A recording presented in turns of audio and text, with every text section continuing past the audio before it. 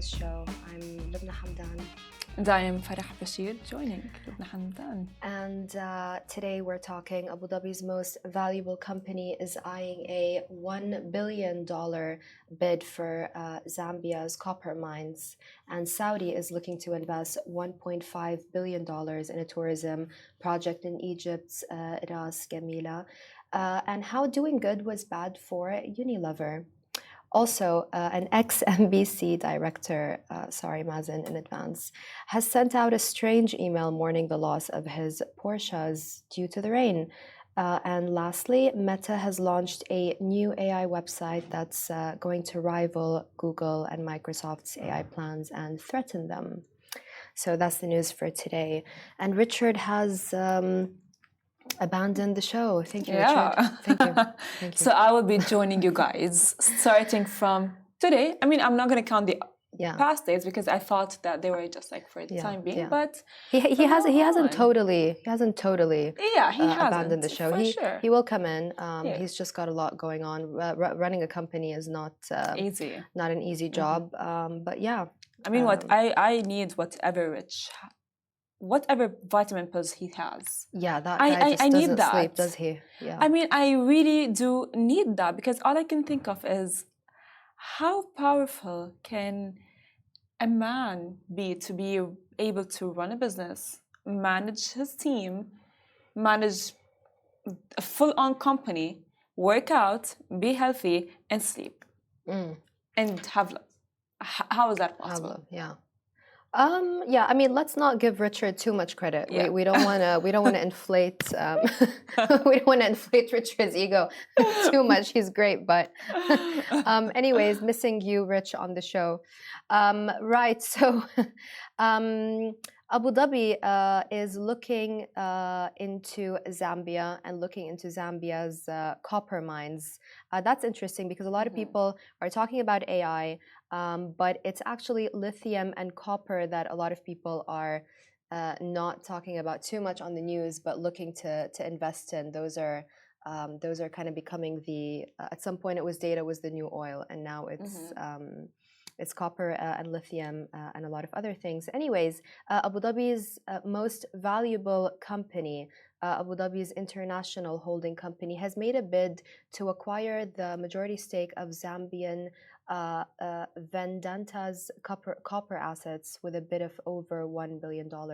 Honestly, my daily struggle with this earpiece is going to actually drive me absolutely mental. Well, you're not alone. You are not alone. The earpiece keeps on falling from my ears. But anyways, right, so it wants to, IHC is the company in Abu Dhabi, and it wants to acquire a majority stake in Vedanta Resources' Zambian copper assets. The offer exceeds actually $1 billion, and it wants to acquire a 51% share in those mines. That's according to Reuters.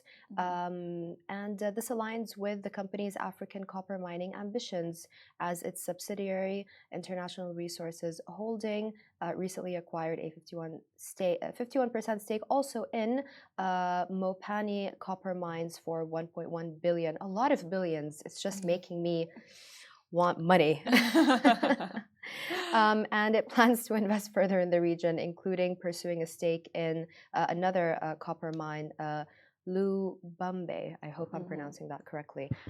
So yeah, it's an interesting move for Abu Dhabi. It's just making so many interesting moves. Copper and lithium, as I mentioned before, are a lot of people are looking into that field. Besides the chips, they think that that's what's really going to skyrocket the prices of those. I mean, you know how like Abu Dhabi has been always known for, or actually the UAE has been like mainly known for discovering the UAE, and then after the UAE has been formed, Abu Dhabi has been found to have been, put as the capital of the UAE because it had, the most oil. So with that, they have been, I would say, the capital of investing and investment and so on, and whether it transferred from oil and then so on. Then there's like Bitcoin, and then there's like crypto, and the list goes on and on and on. So I think honestly, this move is a smart move, and I think that they know what they are doing. So maybe like investing right now can, as you said, should be targeted towards lithium and copper. Yeah, absolutely, Mhm. absolutely. Someone else who is investing. So we obviously everyone heard about the story of Ras Al Hikma in Egypt and Abu Dhabi's. Taking over that land to build a lot of projects there. There is a backstory to that story that Egypt owes Abu Dhabi a lot of money, and that's how the exchange for the plot came about. A lot of Egyptians are not happy about that. However, maybe they should be because everything that the UAE has done in Egypt is absolutely spectacular. Ahmad has got a couple of projects there. And they also have those projects in Istanbul, and it's just a totally different level of developments. Honestly, everything from the infrastructure to the luxury to the offerings, it's just totally on another level. So Saudi now is also looking to do the same thing in Egypt. It's looking to invest $1.5 billion in a tourism project in Egypt's Ras Gamila. The investment company is looking to buy a land plot in the area in Sharm el-Sheikh. That's according to unnamed sources who told that to a Sharq business. If the deal is successful, the company intends to develop 10 hotels with a total of 3,000 rooms during the initial phase at a projected cost of $1.5 billion.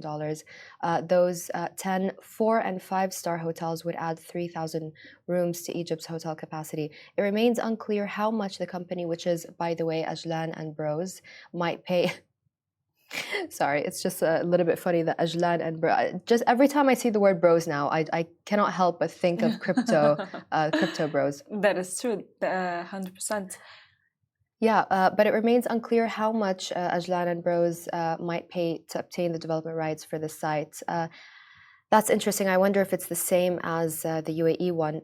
Anyways, the UAE's wealth fund, ADQ, agreed earlier this year, that's what I was talking about, to pay $24 billion for development rights at Ras Al Hikma on Egypt's Mediterranean coast. Are they actually paying that? How much does Egypt owe the UAE? We can look into that at a separate episode, but it's interesting. The group has also made separate offers for several companies that are part of Egypt's privatization program. These discussions are expected to conclude within the next 6 months. So interesting that. It is actually a very interesting. They have, Egypt has debt to pay to the UAE, and the UAE is looking at it from a business perspective, which I think will be benefiting both sides. Yeah. Whether with revenue to the UAE, and as well it will, I would say, really elevate Egypt in a way, and I mean, honestly, if any country would be very glad and very, I would say, trusting if the UAE would be looking to invest in their land. Absolutely. So Ras Gamila, by the way, is a cape that separates a large sandy lagoon from the Red Sea. It's making me want to go on holiday just talking about this. And it's considered one of the most stunning diving spots on Egypt's globally, obviously very popular Sharm el-Sheikh. The Russians love it. It lies directly across the Strait of Tehran from Neom and is close to a proposed bridge site that would connect Neom to Sinai. So the area's natural beauty and strategic location contribute to its popularity and significance. So yeah, it's just making me want to shoot out of here and just go on vacation. Okay. Hisham, our producer, said we'll meet there on the 15th of December. September, yeah. Okay, that's more like it. Yeah, because I don't think I'll make it to December without a holiday at this point. Meet you there, Hisham.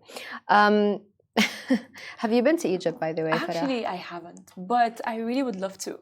I have been. My sister has gone on a trip to Egypt, and she has just told us about it's beautiful. You know what I mean? You go there, the people are very welcoming and they're very, I would say, heartwarming. On so many. They have a great sense of humor. They do. They really, really. Except really not so much in advertising. Yeah. The ads are just. I mean that. I mean, yeah, we've seen the Not great. Spider-Man one. Yeah, it's kind of like funny. They're very creative. It's not. It's, It's really not. Yeah, maybe Lubna does not find it funny, but I think it's a very smart way. Yeah. I don't know. It might be like it's done in a way that maybe their culture understands it, and so like I'm just like really looking forward to the UAE, I'd say, taste that is going to be implemented in Egypt. UAE and Saudi. Yeah, someone left a comment saying because Saudi is looking for investment from China for NEOM, because it is such a mega project still, even after the downsizing. So someone left a comment under that post saying they're investing in Egypt, but they want China to invest. Again, we don't know much about that deal yet, but it could be also a matter of debt. But yeah, I mean, why not bring investors into NEOM? The thing is, the UAE and Saudi do often get so much hate, whatever they do. If they want to invest in foreign companies, it's the British claiming that the UAE wants to take over their freedom of press. If they're looking for investment from China, it's why don't you invest in your own land? It's just sometimes you just can't win, except they are winning. They really are winning. Right, Unilever. How doing good was bad for Unilever. The consumer goods company is ditching its ESG for profits. So it's reducing its environmental and social commitments because of growing pressure from investors and politicians critical of non-financial objectives. According to Bloomberg, this shift marks a significant departure for the $118 billion consumer group known for its robust ESG policies. It's been one of those groups that has really been pushing no plastic, etc. So it originally aimed to halve its use of virgin plastics by 2025, but has adjusted its target to a 1/3 reduction by 2026. Also, commitments to ensure a living wage for all suppliers by 2030 now only will cover half of spending by 2026. They also have other initiatives like funding diverse businesses and increasing workforce diversity. They've also been revised or dropped. It's obviously a departure from its previous sustainability agendas. So it's a bit of sad news when profits. Sad news. We were speaking to Mazen from House of Pops a couple of, I think it was about 2 months ago in the Sharjah Entrepreneurial Festival, and he, House of Pops has sustainable wrapping. They try to do everything sustainably, and I asked Mazen, does it cost more to have the sustainable packaging? And he said, yes, it does, but they are so profitable that it doesn't even matter. And they're growing at an really incredible speed, House of Pops. They are everywhere. That is true. I do see them everywhere. However, I feel like if, let's say, like they got like, okay, fine, we are actually getting profit out of it, and then they don't actually match the standards that they have actually promised the consumer to get, then at some point they will for sure lose the profit, because like people will recognize, people will stop consuming their products. I think the main problem for them also is even though it avoided taking a position on the genocide in Gaza, it has been facing boycotts, not just in Muslim countries. The boycotts have actually hit those brands a lot in the US. People forget, in the US and Europe, people forget how many Arabs there are in the US and Europe. Thanks to their invasions, they created a lot of refugees. So yeah, right back at you, I'll say that. Yeah. I mean, honestly, like, as well, you do find that the Arabs that are living in the US or even in European countries, they are more committed to the boycott rather than people who live in Arab countries. That's a great point, actually. That's a great point. Yes, they are. And they're also more... they're more attached to their religion, to their culture, to their lifestyle, because they feel that they need to. Whereas I think even here in Dubai, we're not as that's true. Attached to it. We don't adhere, as strictly to a lot of the people abroad because we feel okay, we're already in an Arab country, and that kind of sometimes goes over our heads how That's much true. we we steer a little bit further away from our culture. But it's also beautiful. Dubai is very multicultural, and it's beautiful as well. Agreed. Right. So, story of the week, I think this is. Mazen Hayek was the group director of PR and CSR at media giant MBC for 14 years before leaving to pursue other opportunities. He sent a strange email yesterday morning, and basically the email reads, first of all, it's titled, sorry Mazen, I don't know what you thought was going to happen when you sent that email, Mazen. What did you think was going to happen? It's titled, Dubai floods submerge my cars, yet love, gratitude and resilience cruise forward. While I acknowledge that the world and the Middle East region face far greater challenges, indeed, a lot of people have had their entire homes destroyed. Anyways, the email goes on. It faces far greater challenges and human suffering than material loss. The recent floods in Dubai hit close to home for me personally. My 2014 Porsche 911 and 2019 Porsche 911 GT2 RS, which I acquired over a 32-year career of hard work and dedication, were submerged. It's a material loss. In brackets, $500,000. I feel deeply, having earned the means to afford these cars, is a testament to my perseverance. Despite this personal setback, my love, gratitude, and commitment to Dubai remains unshaken. I'm just laughing because of the relationship between men and their cars is just remarkable. Anyways, I'm going to read quickly the rest of the email. For over 20 years, our beloved city-state has given me and my family so much, and together we will re-emerge stronger than ever. Indeed. I am grateful for all the support from the local authorities and our wonderful community. The case is currently being assessed and evaluated by the insurance RSA/LIVA and the Al Nabuda Porsche service team. The final outcome, repair or total loss, is yet unknown. Here's to overcoming challenges and cruising forward, stronger together. Wishing you health, prosperity, and peace warmly. Mazen Hayek, advisor to CEOs in clean tech, media, and telecom. Mazen, as an advisor to CEOs, bless you. What was this, though? What was this? I mean, sending an email as an ex-MBC director, who you probably have a career that is as big, that got you to get these Porsches. So why would he send an email? Because that, I think, honestly, like, I am thinking of it as like from a PR perspective? Yeah. Or generally just, I mean, some people called it tone deaf, and someone described it as a love letter to his dying Porsches. Yeah. Yeah, I mean, look, it can go pretty like much, PR and personal perspective, like both of them come hand in hand, right? Because like you are an ex-MBC director, why would you send an email expecting what? You know, like fine, like these, like your yeah, it's very sad. Your Porsches got, you know, they got carried away and they have been affected by the floods, just like a lot of, you know, a lot of cars and a lot of houses and a lot of, I'd say, property. So people were calling it tone deaf. A lot of people are laughing in the comments. Someone said, wishing this man a speedy recovery, and I hope his insurance money covers the need for a top-of-the-line 2024 edition therapist. Ameen. Amen.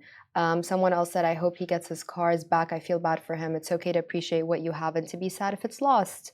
It is okay. It is strange, however, to send an email mourning them. Yeah, it is. What was the point of this email, I wonder? Was it to get Porsche's attention? Was it to share this? I don't know. Maybe, you know what, we'd love to have Mazen come into the studio. We also had a video of him. You know, it's so fascinating sometimes how... oh, sorry, the email came attached, by the way, with pictures of Mazen with his beloved Porsche in happier times, two of them. Actually, check it out, Smashy Business. Check it out on Instagram. It's so fascinating when people say things and do things and then get very surprised that it's published. You know, sending this to, you know, media executives, for example. What honestly, what did you think was going to happen? But also, what's interesting is that he did an interview right here in the studio for a show that we had before called Unspoken, and he said a lot of really controversial things, and we took out part of that clip. He said, and I just want to get this correctly, there wouldn't be a media industry left if corporates in the Arab world introduced the same guidelines as corporates in the West. He was hinting at corruption and toxic work environments in regional companies. It's a very strong statement. It's correct in many industries, especially the media industry. And he was saying that the younger generation is not going to put up with the toxicity in the workplace. They're not going to put up with it if they don't feel appreciated in their jobs, and how it's different to the older generations. But what's fascinating is Mazen wants the clip down. Why, Mazen? If you have said that, stand by what you said. We can love the UAE and also start critical conversations. That's okay. I think he is right from a point of view. From like I would say, because like for example, like the older generation, they are, I would say, programmed to accept disrespect and unfairness. However, because I don't think they're programmed. Probably they didn't have a choice. I think maybe back then they didn't really have much of a choice. Could be. You didn't have social media. You couldn't be outspoken about a lot of things, and regimes were also different back then. We have more space to put out our views. I mean, that could be. However, like I feel like this generation, because we live in a globalized era and everything is very fast. So this generation, not only do they want things in a very fast pace mode, but if everything is replaceable for them. Bless you. Sorry guys, I apologize for the constant sniffling on this show. It's okay, me too. Oh gosh. No, all good. Yeah. The show must go on. Please go ahead, Sarah. Yes. So, like I feel like this generation, they go like, oh yeah, you know what, this person is not good for me. I will X this person out and this person is replaceable. And they practice this act as well with their jobs. We saw university. We saw quiet quitting, not so quiet. Yes. We saw a lot of people quit on TikTok. People were filming it. The very famous Vice video that came out when they were firing people and everyone was putting the thumbs down emoji. Emojis. I loved it. I loved that, honestly. You have to be very, very courageous. There's another word I want to use, but I don't want to use it on this show. You have to be very, very courageous to do that. That's right. And mind you, by the way, as well, Lubna, is that this generation is very skillful. There's TikTok, there's social media. They know everything. So they know their worth, and they know that if they leave this company, another company would gladly hire them. Yeah, you know what? I agree and disagree with that because I do think a lot of the younger generation comes off as entitled as well. I think having a balance is nice, but you know what? It's sometimes you do have to be on one end of the extreme to really make a difference. So perhaps my generation should be more entitled. Maybe we don't appreciate ourselves enough, and thus corporates and companies don't appreciate us as much. I do agree with you. Like I feel like there are many times where I go like, because I am from the new generation and my parents we don't see eye to eye because of that, particular things. They have practiced things in a way and I do things in a different way. Sure, absolutely. Right, last story of the day, last but not least, Meta has launched a new AI website, potentially threatening Microsoft and Google's AI plans. It's getting an upgrade. Meta AI is getting an upgrade as the company aims to gain a stronger position in the generative AI market, challenging OpenAI and Google. Mark Zuckerberg announced on Threads that Meta's AI Llama 3 model, why do all these AI models have just strange names, Robotic honestly, names. like llama, anyway, is being integrated into platforms like Messenger and Instagram with its own dedicated site. He shares stats and details about this new AI model. It's going to be available across desktop and mobile apps. Features like search in Messenger, Meta AI in your Facebook feed, and other integrations. So yeah, the interface is reminiscent of OpenAI's Chat GPT, which is trying to take our jobs. Stop it. Just stop it. It prompts you to log in with Facebook to assist in training the model through logging, though logging in is optional. Interesting about Threads, by the way, because do you use Threads? Threads is basically Meta's version of Twitter. Look, at this point, I strongly believe that AI softwares are competing against each other. You know what I mean? It's like they're competing against each other. They're trying to get the, I would say, like the best software out there and be like, oh my God, this is the best AI software to ever exist. You know, they're all the same, but just like in different fonts, I would believe. I don't use Threads, to be honest with you. I really don't. You know, I do use it for work, but on a personal level, no, I don't. Because like again, like it's a lot of like different AI things. Do you use Twitter? Threads. See, like this is the point. You know, it's like AI trying to compete with AI. It's like Farah fighting with. I mean, look, Threads. That's. I think what you're referring to is the AI website for Meta. But yeah, I mean, Threads and Twitter is more obviously social media, and just wondering how many people reach out to us, guys. If you use Threads or you prefer X or Twitter, everyone keeps calling it Twitter because the name X is just not sticking. And fortunately, because it's a terrible name. That is true. Let us know if you use Threads. I've actually never used Threads in my life. I don't know. I just Twitter is very kind of nostalgic, and I think maybe if we all keep calling it Twitter, maybe the name will come back. Then here's hoping. But I don't think honestly that look. See, I do understand.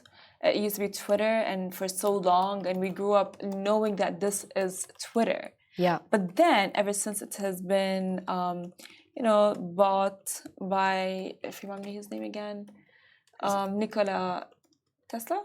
No. Sorry, who? Elon Musk, you mean? Elon Musk, exactly. Right, Elon Musk. right. Ever since it has been, acquisition by Elon Musk, it has been called X, and the transition was quite the news for everyone. And then suddenly it has gone from Twitter to X. So everyone's kind of like, it looks the same, so it must be Twitter. You know what I mean? It's just like what the name has changed, and I think you've just humbled. You've just really humbled Elon Musk by calling him Nicola or Nicholas. That's the thing is because like that's Gen Z just humbling one of the most iconic businessmen on this planet by calling him Nicola. That is true. I mean, I mean, because like the names are confusing. I mean, like his son's name is like XAE. 12. It's like apparently it's a code for another name, but always a pleasure, Farah. We're running out of time, but it's been great, fascinating stuff about Saudi and the UAE. And those land plots in Egypt. It's a developing story. Stay tuned for that. Apologies to Mazen as well. You're our victim of the week, but you don't have to be. You can embrace it. You can embrace it. That's good comms and good PR, Mazen. If you just embrace it, you love your Porsches. You send out this, email and just go with it. You've done it. It's out there. People have already seen it. Just embrace it. We can all laugh at ourselves sometimes. Obviously, some people are taking it very seriously because the damage from the floods was devastating for a lot of people. So it wasn't the smartest idea sending that. However, So stay tuned. Stay tuned for next week's victim. No, I'm kidding. We're not only here for negative news. Victims, as Richard loves to remind me. Just like today, he reminded me of that yet again. Anyways, Listen to us wherever you get your podcasts, or if you would like to watch the video, go to smashy.tv, and we'll see you tomorrow.